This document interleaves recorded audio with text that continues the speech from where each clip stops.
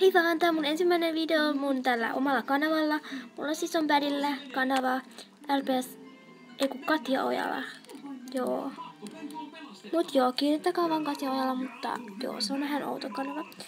Koska mä vaihdoin nimen taas normaaliin ja se ei enää mun petsikäyttäjän. Tämä paikka. Niin mä pidän tässä nyt sitä YouTube-kanavaa, joten mä siis on nyt tässä. Ja mä nyt vaan puhun näistä asioista, että että miten kannattaa tehdä YouTube-videoita ja niin paljon. Ja menkää siis tilaa mun kanava, laittakaa kommentteja alas ja kaikkea. Mutta joo, yleensä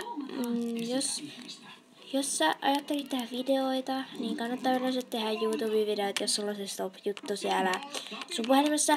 Mut mulla ei oo, mulla on semmoinen lataus Twister, niin mä pystyn lataa siihen sit mun puhelimeen ja laittaa ne tänne YouTubeen. Ja sen mä tein yleensä sillä, mut nyt mä en oo tehnyt. Nyt mä vaan aloitin suoraan, kun mä vaan puhun tässä blää blää blää. Okei. Ja joo.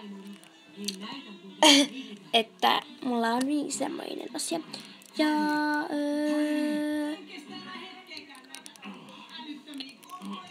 Ja sit kun sulla on vielä kivoja petsitavaroita ja kaikki, niin sekin vielä on tosi hyvä asia. Koska sit sä voit käyttää niitä mun mielestä.